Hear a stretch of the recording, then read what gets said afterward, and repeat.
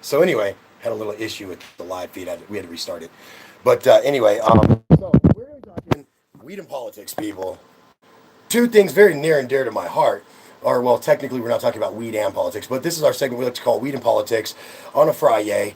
And so, a lot changing in the government yesterday as Nancy Pelosi was re-elected as the Speaker of the House. Fun note, she's the first person in 60 years to be re-elected as Speaker of the House, and the first woman, I'm pretty sure of it, to ever be. I think she's the first female Speaker of the House and the first woman to be re-elected as Speaker of the House. That's pretty cool. Coming in her late 70s, though, I tell people, don't let all that beautiful fool you. She's a pretty lady, but I promise you, she's up there. She's pushing 80 already. But she's been reelected Speaker of the House.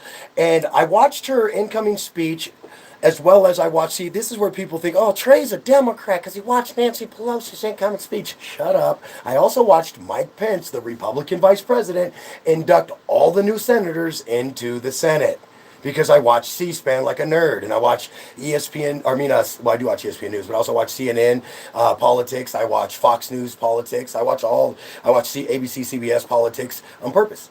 Get a kind of a feel of what everybody's thinking and feeling, and then kind of form me a solid opinion based on what I've heard and what I've seen and what I know to be fact. Right? That's what you're supposed to do.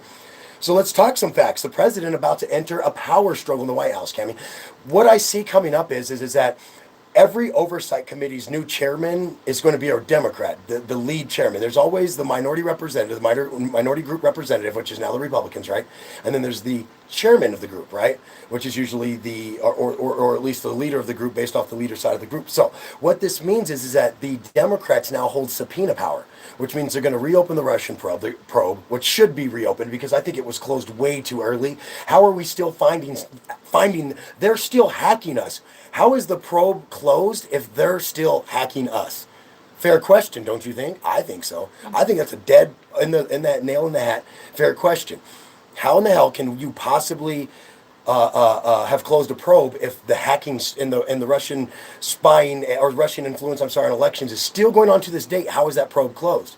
Because that probe was leading into people in the U.S. that were either close to and or part of the president's inner circle, and the Republican chairmen don't want a black eye. Here's my thing.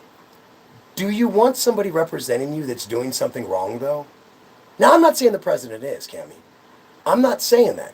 But I am saying the Republican Party should be ashamed of themselves right now because do you want somebody representing you that does not reflect your values, does not reflect how you feel? I mean, listen, he just inflated the deficit when the economy is doing good.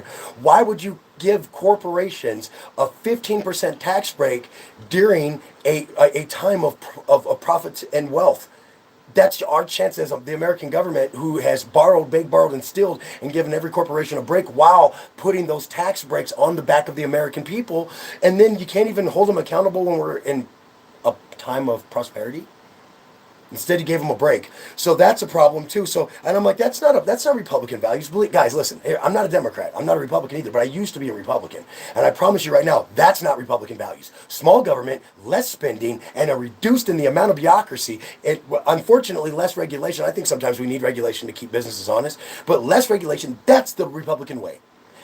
Helping nobody, getting rich. I'm sorry, but let's be honest, that's the Republican way. So this giving handouts to businesses, giving handouts to farmers when you created their problems, giving handouts to even the federal workers when you're creating their problem, you're throwing a tantrum over a wall and you're not paying people over it.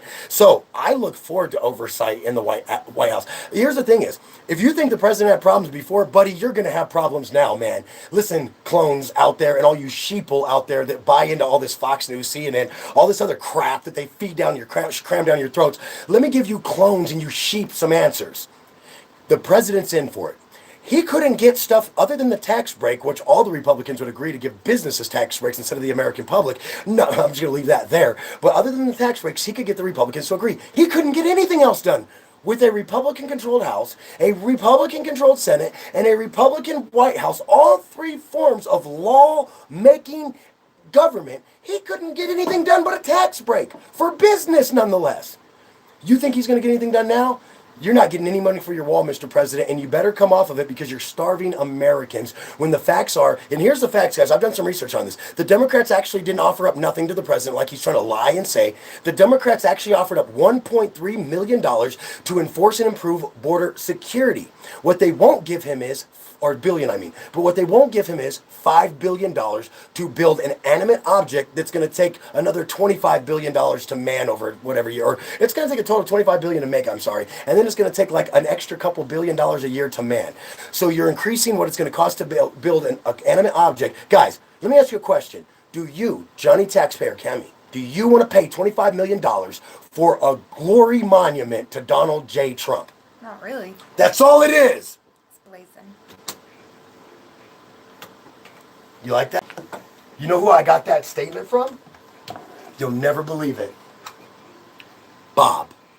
The hardest Republican I know, Santa Bob, because I don't fuck with fringe Republicans that are crazy. I only fuck with Republicans that are willing to at least have a conversation, because it takes bipartisanness and it takes guys like me from the middle that help bring those people together, because we tend to be the moderates, you know what I mean? And the moderators half the time. But guys, I'm telling you right now, the hardest fucking Republican I know is Santa Bob from a vape shop in Shatterbatter, and he's the one who told me, I'm a Republican and I'm not paying $25 billion fucking dollars for a glory monument to Donald J. Trump, and I voted for him. I was like, can I borrow that for the show though? Because that shit was tight.